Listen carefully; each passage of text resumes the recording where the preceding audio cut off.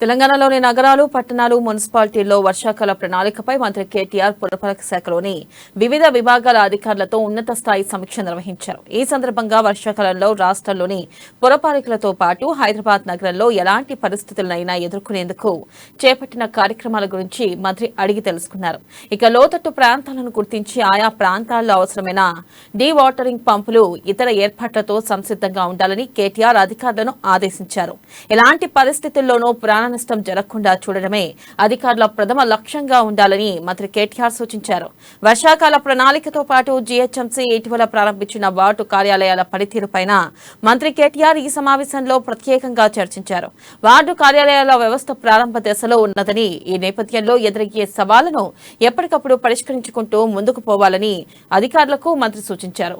GHMC చేపట్టిన strategic నాలా development కార్యక్రమం పనుల పురోగతిని కేసీఆర్ అడిగి తెలుసుకున్నారు. ఇక చేపట్టిన మెజార్టీ పనులు ఇప్పటికే పూర్తయ్యాయని, గత సంవత్సరంలో పోలిస్తే వరద ప్రమాదం అనేక కాలనీలకు తప్పిందని ఎస్ఎన్డీపీ విభాగం అధికారులు మంత్రికి తెలియజేశారు.